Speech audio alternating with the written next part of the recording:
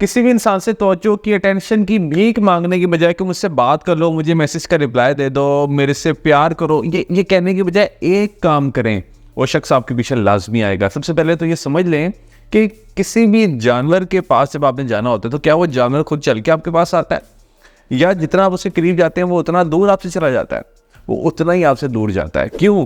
क्योंकि चेज जब आप किसी को करना स्टार्ट करते हैं तो दूसरा इंसान उतना ही आपसे दूर चला जाएगा। क्यों? क्योंकि एक तो सबसे बड़ी गलती वो कर रहा होता है, वो ये कर रहा होता है कि वो अपने आप को ओवर एस्टिमेट करना स्टार्ट कर देता है। उससे लगता है कि उसके अंदर कुछ ना कुछ स्पेशल है जिसकी वजह से कोई दूसरा इंसान उसको चेज कर रहा है, तो वो एवी फजूल में अपनी तमाम एबिलिटीज़ को ओवर एस्टिमेट करना स्टार्ट कर देता है और उसको यूँ लगता है जैसे उसकी डिमांड बहुत ज़्यादा है। तो जब किसी चीज़ की डिमांड बहुत ज़्यादा होती है तो वो चीज़ अपनी औकात से भी बाहर हो जाती है।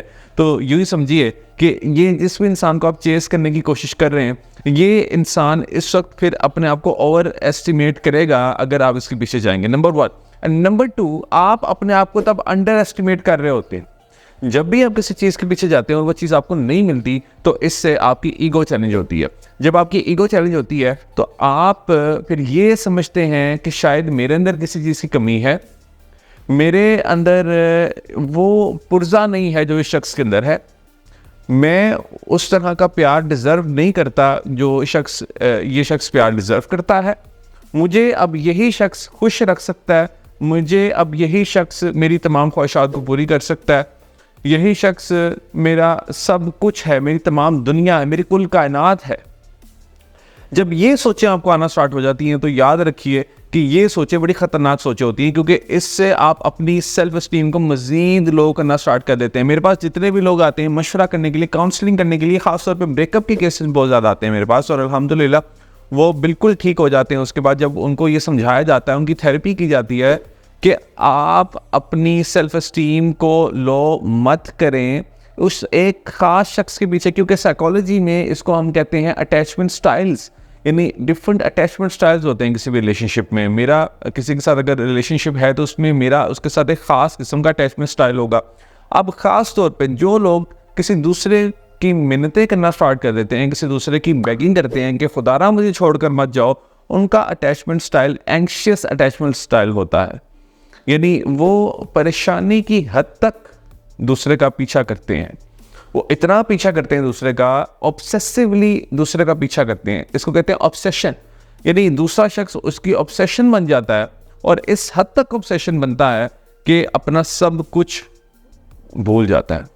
हमें लगता है कि हम अब कुछ नहीं है, अब है तो वही शख्स है और मैंने बस उसके पास अब जाना है, वही मेरा सब कुछ है। और एक और जो सबसे बड़ी गलती यहाँ पर हम कर रहे होते हैं वो ये कर रहे होते हैं कि हम अपनी तमाम एक्टिविटीज़ को तर्क कर देते हैं, भूल जाते हैं, छोड़ देते हैं जो एक्टिविटीज़ हम पहले परफॉर्म कर रहे थे। और जब अब हम ये एक्टिविटीज़ भी छोड़ देते हैं तो इससे मज़ीद हमारा नुकसान ये होता है कि जो पहले हम एक्टिविटीज़ परफॉर्म कर रहे थे जिससे शायद थोड़ा सा हमारा मूड बेहतर हो रहा था, अब जब वो भी छोड़ दी तो अब हम मज़ीद डिप्रेशन में चले जाते हैं। जब हम मज़ीद डिप्रेशन में जाते हैं तो मज़ीद हमें उसकी याद आती है और हमें लगता है कि उसके छोड़ के जाने की वजह से हम इतना ज़्यादा सदमे में चले गए हैं, मगर ऐसा नहीं। हम खुद भी उसमें कसूरवार होते हैं, हम खुद भी अपने लिए वो तमाम सर्कमस्टांसिस पैदा कर देते हैं जिसकी वजह से हम मज़ीद डिप्रेशन में चले जाते हैं। याद रखिए कि अगर आपकी इस मिन्नत करने से, बेगिंग से कोई दूसरा इंसान वापस आ भी जाता है, मान लिया कि दूसरे इंसान ने कहा कि ठीक है तुम मेरे पीछे इतना ज़्यादा हो, मेरी तुम इतनी बेगिंग कर रहे हो, मुझे तुम इतना ज़्यादा चेस कर रहे हो, तो मैं तुम्हारे पास वापस आ जाता हूँ, मैं तुम्हारे साथ दोबारा रिलेशनशिप में आ जाता हूँ। फ़र्ज़ किया वो आ गया, आपको लगता है कि वो एक सक्सेसफुल रिलेशनशिप होगा, आपका कामयाब रिलेशनशिप होगा? नहीं होगा, वो बिल्कुल एक कामयाब रिलेशनशिप नहीं होगा। हार्डली वो रिलेशनशिप 1 या 2 दिन चलेगा और उसमें भी वो शख्स ताने देगा आपको, वो शख्स आपके ऊपर मज़ीद डोमिनेट होगा क्योंकि उसको पता चल जाएगा कि मैं अब इसकी वीकनेस, वो आपसे अपनी बातें मनवाएगा। सो याद रखिए कि अगर आप मिन्नत तरले से किसी को हासिल कर सके तो फिर आप जाके उसके पांव पड़ जाए, शायद वो आपकी ज़िंदगी में वापस आ जाए, मगर ऐसा नहीं होगा, ऐसा होता ही नहीं है।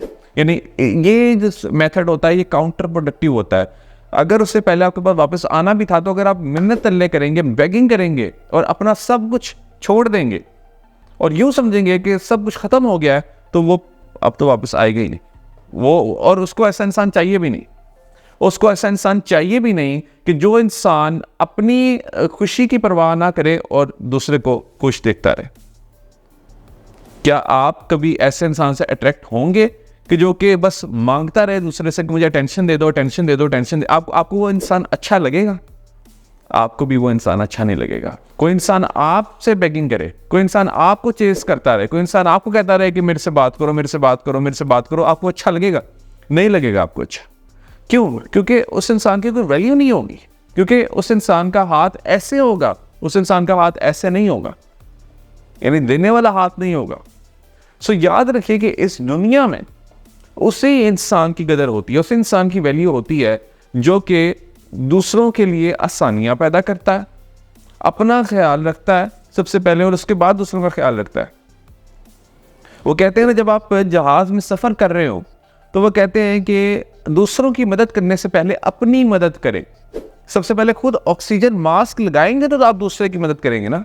जब आप खुद ही जिंदा नहीं रहेंगे तो दूसरे की कैसे मदद करेंगे? यही सबसे बड़ी गलती हम करते हैं। सबसे बड़ी गलती हम ये करते हैं कि किसी दूसरे से बात करने के लिए उसके इतने हम तरले करते हैं, उससे इस तरह हाथ जोड़ के कहते हैं कि मुझसे बात कर लो, मुझसे बात कर लो, मुझसे बात कर लो। वो शख्स अगर फर्ज किया अब आ भी गया, दोबारा छोड़ के जाएगा और दोबारा वो आपको इससे ज़्यादा तंग करेगा, इससे ज़्यादा तंग करेगा। क्यों? क्योंकि उसको अब पता चल चुका है, उसको पता चल चुका है कि ये शख्स स्ट्रांग नहीं है, ये स्ट्रांग बनने की एक्टिंग करता था मेरे सामने, ये मेरे सामने एक सूडो स्ट्रांग शख्स था, फेक इंसान था ये। और अब जब मैंने इसको छोड़ा है तो अब ये मेरे पीछे भागता हुआ आ रहा है। और वो फिर आपके करीब, वो तब आपके करीब आएगा, तब आपके करीब आएगा जब आप खुद अपने आप को इंपॉर्टेंस देंगे। जब आप खुद अपने आप को इंपॉर्टेंस देंगे ना, दूसरा इंसान भी सीखेगा कि हाँ, इस शख्स के साथ मैंने आइंदा इस तरह से बात नहीं करनी। ये तो हीरा इंसान था, इसको मैंने कैसे खो दिया। ये तो जबरदस्त इंसान था, ये देखो ये मेरे बगैर कितना खुश है, यानी मैंने कुछ मिस कर दिया इसको छोड़ के, मैंने कोई हीरा खो दिया है। वो इंसान आपको जेन्युइनली मिस करेगा, क्योंकि उसको लगेगा कि उसकी जिंदगी तो अब इतनी खुश नहीं रही, इसकी जिंदगी देखो कितनी खुश। आप जब बेगिंग कर रहे होते हैं तो दूसरे को चांस ही नहीं देते कि वो ब्रेकअप की पेन को फील कर सके। जब हम बिल्कुल ब्रेकअप के बाद अपनी ज़िंदगी को ट्रांसफॉर्म करते हैं, अपने आप को चेंज करते हैं, तो दूसरा शख्स पागल हो जाता है। उसको समझ ही नहीं आता कि ये हुआ क्या है मेरे साथ। मैंने तो इसको छोड़ा था, मैंने तो एक्सपेक्ट करा था ये कि मेरे आगे हाथ जोड़ेगा, मगर ये तो मेरे आगे हाथ जोड़ ही नहीं रहा। इसने तो अपनी ज़िंदगी को चेंज कर लिया। वो आपके पीछे आएगा, वो आपको चेज करेगा, वो आपको चेज करेगा, वो इतना चेज करेगा कि फिर आपको लगेगा कि मुझे तो अब इस शख्स की ज़रूरत ही नहीं है। मैं तो समझ रहा था कि मेरी खुशी के लिए ये शख्स ज़रूरी है, अब जबकि मैं खुद खुश हूं तो ये मेरे पीछे क्यों आ रहा है। फिर आप होंगे जो फैसला करेंगे कि मुझे शख्स के साथ रहना या नहीं रहना। याद रखिए। ये मिन्नत अल्लाह करने की बजाय, बेगिंग करने की बजाय, काइंडली वो तमाम एक्टिविटीज़ को कंटिन्यू करें जो एक्टिविटीज़ आप पहले परफॉर्म कर रहे थे। नंबर 1। नंबर 2, आप उसके रडार से निकल जाएं। किसी को मैसेज करने की जरूरत नहीं है, किसी दोस्त को कि जी मुझे बताओ कि वो शख्स क्या कर रहा है। कोई ऐसा स्टेटस लगाने की जरूरत नहीं है कि इसमें आप ये शो करवाएं कि आप इफेक्ट हो रहे हैं। अगर आप मुझसे 1-to-1 इस मसले के बारे में बात करना चाहते हैं तो अभी दिए गए नंबर पर मुझे मैसेज करें, इंशाल्लाह आपके साथ मेरा सेशन बुक हो जाएगा। All the best.